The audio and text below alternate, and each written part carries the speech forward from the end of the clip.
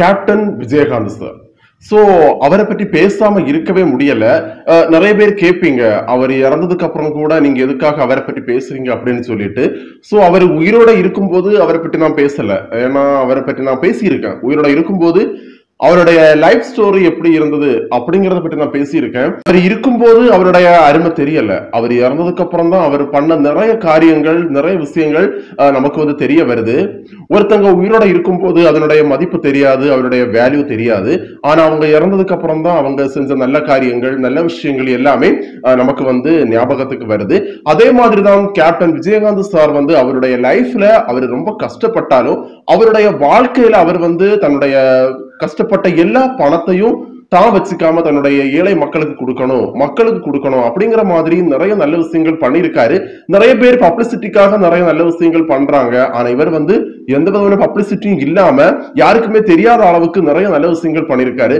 So அதை பத்தி இந்த வீடியோ ஃபுல்லா பேச போறோம். வாங்க வீடியோவை ஸ்டார்ட் பண்ணலாம். அதெல்லாம் ஆரம்பிக்கிறதுக்கு முன்னாடி நீங்க இப்பதான் முதல் தடவை நம்ம சேனல்ல பாக்குறீங்க அப்படின்னா கண்டிப்பா நீங்க சப்ஸ்கிரைப் பண்ணுங்க. ஏன்னா நான் வந்து நிறைய விஷயங்கள் பேசிட்டு இருக்கோம், நமக்கு தெரியாத விஷயங்கள் நிறைய பேசிட்டு இருக்கோம். ஸோ அதனால நீங்க கண்டிப்பா சப்ஸ்கிரைப் பண்ணா மட்டும்தான் நான் என்னென்ன பேசிட்டு இருக்கேன், என்ன பண்ணிட்டு இருக்கேன் அப்படிங்கிறது உங்களுக்கு தெரிய வரும். இந்த 1 வீக்ல நிறைய விஷயங்கள் நமக்கு தெரிய வந்துருச்சு. அவருடைய லைஃப்ல பண்ண நிறைய விஷயங்கள் தெரிய வந்திருக்கு.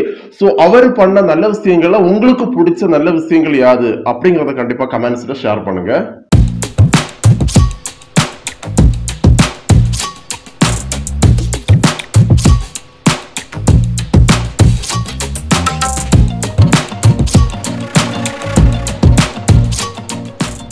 ஸ்கூல் அந்த அளவுக்கு படிக்கல. சின்ன வயசுல ஒரு மண்டின்னு சொல்லுவாங்க, அதாவது அரிசி ஆலை மில், நம்ம பாஷையில சொல்ல போனா மில்லு. சோ அந்த மில்லுல ஒர்க் பண்ணிட்டு இருந்த ஒருத்தர் சினிமா மேல கொண்ட வெறியில படம் நடிக்கணும் அப்படிங்கிற ஒரு ஆசையில சென்னைக்கு வந்து படம் நடிச்சு ஸ்டார்டிங்ல நிறைய படங்கள் ஃபிளாப் ஆகி தோல்வி அடைஞ்சு ஒரு வெற்றியை கண்ட ஒரு பெரிய ஒரு ஆக்டர் நம்முடைய விஜயகாந்த் அவர்கள். சோ அவருடைய லைஃப் நீங்க எடுத்து பாத்தீங்க அப்படின்னா அவரு எப்படி இருக்காரோ அதுக்கு ஒரு 10 மடங்கு அவருடைய ஒய்ஃப். சோ அவங்க ஒய்ஃபை பத்தி நம்ம பேசணும். ஏன்னு பாத்தீங்க அப்படின்னா இப்ப விஜயகாந்த் சார் வந்து ஒரு கஷ்டப்படுறவங்களுக்கு 5000 ரூபாய் கொடுங்க அப்படின்னு சொன்னா இவங்க ஒய்ஃப் வந்து 10,000 ரூபாய் கொடுங்க அப்படின்னு சொல்லுவாங்களாம். சோ அந்த அளவுக்கு வந்து ஒரு நல்ல ஒரு கேரக்டர் அவங்க.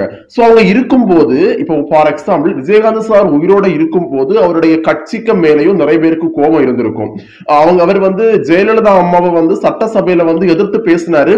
அதை பார்க்கும்போது விஜயகாந்த் சார் எதுக்கு இப்படி பேசுறாரு அப்படின்னு நிறைய பேருக்கு இருந்திருக்கும். அது மட்டும் இல்லாம அவர் வந்து குடிச்சிட்டு நிறைய விஷயங்கள் பண்றாரு. சோ அப்படிங்கிற மாதிரி நிறைய பேர் வந்து பேசியிருப்பீங்க.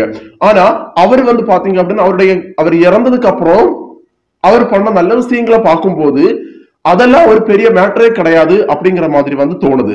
ஐ மீன் எனக்கு அப்படிதான் தோணுது. ஏன்னு பாத்தீங்க அப்படின்னா அவருடைய மண்டபம் இடிக்கப்பட்டது, அவருடைய காலேஜ்க்கு நிறைய ப்ராப்ளம் வந்தது. சோ இந்த மாதிரி நிறைய ப்ராப்ளம்ஸ் கிரியேட் பண்ணதுக்கு அப்புறம் கூட மக்களுக்கு நல்லது பண்ணணும் அப்படிங்கிற ஒரே ஒரு தாட்ல தான் அவர் நிறைய விஷயங்கள் பண்ணியிருக்காரு. இவர் படிக்காதவர், ஆனா அவருடைய ஒய்ஃப் வந்து பாத்தீங்க அப்படின்னா படிச்சவங்க. சோ இவங்க படிச்சவங்க. அப்ப இவங்க விஜயகாந்த் சார் வந்து நிறைய நல்ல விஷயங்கள் பண்ணும்போது ஒரு ஒய்ஃபா இருந்துட்டு அவங்க இந்த அளவுக்கு சப்போர்ட் பண்ணல அப்படின்னா விஜயகாந்த் சார் வந்து நிறைய பேருக்கு நல்லது பண்ணிருக்க மாட்டாங்க. சோ விஜயகாந்த் சார் இறந்ததுக்கு அப்புறம் பாத்தீங்கன்னா நிறைய பேர் பேட்டி கொடுத்திருக்காங்க. எனக்கு விஜயகாந்த் சார் வந்து அது பண்ணாரு, என்ன படிக்க வச்சாரு, எனக்கு வந்து மேரேஜ் பண்ணி வச்சாரு, சினிமாவில எனக்கு வந்து வாய்ப்பு கொடுத்தாரு அப்படிங்கிற மாதிரி நிறைய பேர் சொல்றாங்க. சோ நம்ம யோசிச்சு பார்க்கணும். வடிவேலு சாருடைய ஒரு லைஃப் ஹிஸ்டரி பார்த்தோம் அப்படின்னா விஜயகாந்த் சார் தான் அவருக்கு ஒரு வாய்ப்பு கொடுத்திருக்காரு, படம் நடிக்கிறதுக்கு வாய்ப்பு கொடுத்திருக்காரு.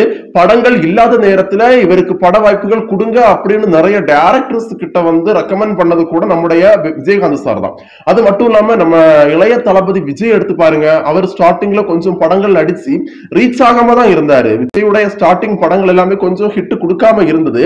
செந்தூர பாண்டி அப்படிங்கிற ஒரு படத்துல நம்முடைய விஜயகாந்த் சாரும் நம்முடைய விஜயும் சேர்ந்து நடிச்சதுக்கு அப்புறம் தான் அந்த படம் வந்து ஹிட் ஆச்சு, விஜய்ங்கிற ஒருத்தரையே தெரிய வந்தது.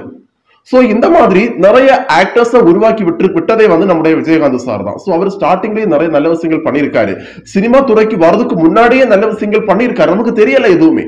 ஏன்னா விஜயகாந்த் சார் பண்ண ஒவ்வொரு விஷயங்களும் பப்ளிசிட்டிக்காக பண்ணல. அவரு எதுவுமே வந்து பப்ளிசிட்டிக்காக பண்ணல. இன்னைக்கு ஒருத்தங்க ஒரு 100 ரூபாய் கொடுக்குறாங்க, ஒரு 1000 ரூபாய் மக்களுக்கு கொடுக்குறாங்கன்னா அதை போட்டோ எடுத்து பப்ளிசிட்டிக்காக நிறைய விஷயங்கள் பண்றாங்க. ஆனா அவர் அப்படி கிடையாது. அவர் பண்ண நிறைய விஷயங்கள் இருக்கு, அது எதுவுமே வெளியில வரல. இறந்ததுக்கு அப்புறம் நிறைய பேர் சொல்றாங்க அவர் வந்து இது பண்ணாரு அப்படின்னு சொல்லிட்டு. கண்டிப்பா பண்ணியிருப்பாரு. நிறைய பேருக்கு சாப்பாடு போட்டிருக்காரு. நான் எப்படி சாப்பிடறனோ அதே மாதிரி அவங்களும் சாப்பிடணும். அவங்க பெரியவங்க, இவங்க சின்னவங்க, அவங்க தாழ்ந்த ஜாதி, அவங்க உயர்ந்த ஜாதி, அதனால அவங்களுக்கு தனி சாப்பாடு அப்படி கிடையாது.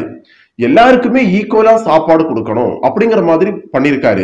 தான் படம் நடிக்கும் போது அந்த ஷூட்டிங் ஸ்பாட்ல கூட அவர் எப்படி சாப்பிடுறாரோ அதே மாதிரிதான் அடுத்தவங்களும் சாப்பிடணும் அப்படின்னு நினைச்சிருக்காரு. அது மட்டும் இல்லாம பாருங்க, இப்ப இவர் வந்து மேரேஜ் ஆயிடுச்சு.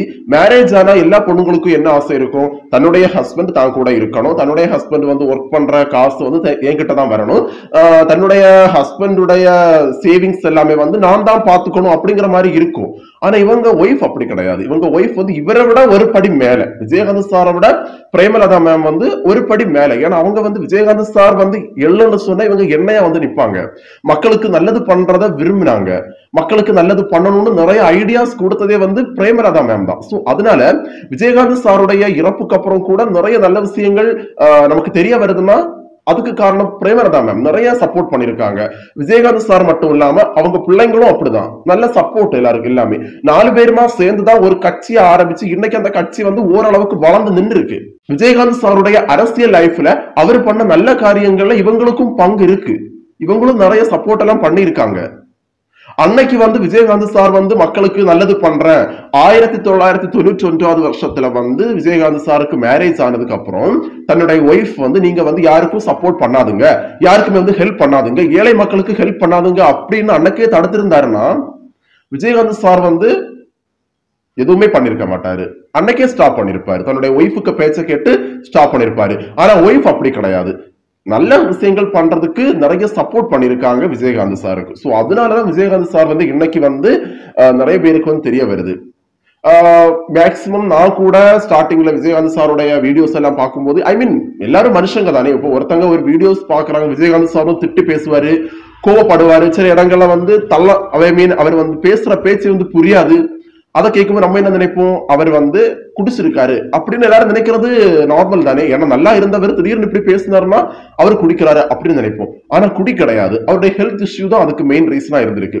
அந்த ஹெல்த் இஷ்யூ இருந்ததால மட்டும்தான் அவரால் வந்து பேச முடியல, நிறைய விஷயங்கள் வந்து பண்ண முடியல. சோ இன்னைக்கு கூட நான் வந்து விஜயகாந்த் சாரை பற்றி பேசுறேன் அப்படின்னா அவர் அந்த அளவுக்கு என் மைண்ட்ல வந்துட்டாரு. அவர் இருக்கும்போது வரல, இருக்கும்போது அவருடைய படங்களை பாக்குறோம் விடுறோம் அவ்வளவுதான். ஆனா அவர் இறந்ததுக்கு அப்புறம் இன்னைக்கு நான் பேசுறேன் அப்படின்னா நான் 2-3 வீடியோஸ் பேசுறேன்னா அந்த அளவுக்கு என் மனசுல இருக்காரு. உங்க மனசுலயும் கண்டிப்பா இருப்பாரு விஜயகாந்த் சார். நிறைய பேருக்கு அவரை பிடிக்கும். எனக்கு பர்சனலா விஜயகாந்த் சார் ரொம்ப பிடிக்கும். Facebook, யூடியூப், இன்ஸ்டாகிராம் எல்லாத்துலயுமே அவருடைய வீடியோஸ் தான் வருது. அவருடைய நல்ல விஷயங்கள், அவருடைய படங்கள், அவருடைய பாடல்கள் எல்லாமே திரும்ப திரும்ப நமக்கு அவரை வந்து ஞாபகப்படுத்திட்டே இருக்கு. சோ அவர் இறந்து போயிட்டாரு. அவருடைய அந்த இறந்த அந்த அவர் பாக்ஸ்குள்ள வச்சிருந்தாங்க. சோ அதை பார்க்கும் போதே ரொம்ப கஷ்டமா இருந்தது. சோ என்ன பண்ண முடியும், எதுவுமே பண்ண முடியாது. ஆனா நான் சொன்ன மாதிரி விஜயகாந்த் சாருடைய ஒய்ஃப் மறுபடியும் மக்களுக்கு நல்ல காரியங்கள் பண்ணணும்னு நினைச்சு இறங்கிட்டாங்க அப்படின்னா கண்டிப்பா அவருக்கும் அவருடைய ஆத்மா சாந்தியடையும், மக்களுக்கும் ரொம்ப நல்லா இருக்கும். நம்முடைய புரட்சி தலைவி ஜெயலலிதா அம்மாவுக்கு அப்புறம் ஒரு தைரியமான ஒரு ஆட்சி திறமை உள்ள ஒரு பொண்ணுன்னா அது பிரேமலதா தான். சோ அவங்க மறுபடியும் அரசியல் தேமுதிக கட்சியை வந்து மறுபடியும் வளர்ப்பாங்களா அப்படிங்கிறது நமக்கு தெரியாது, பொறுத்திருந்து பார்ப்போம். சோ நீங்க விஜயகாந்த் சாருடைய ஆத்மா சாந்தி அடைய இறைவனை பிரேயர் பண்ணுங்க. விஜயகாந்த் சார் உங்களுக்கு எந்த அளவுக்கு பிடிக்கும்னு கண்டிப்பா கமெண்ட்ஸ்ல ஷேர் பண்ணுங்க. இந்த வீடியோவோட நான் கிளம்புறேன். நாளைக்கு மறுபடியும் உங்களை சந்திக்கிறேன். பபாய்.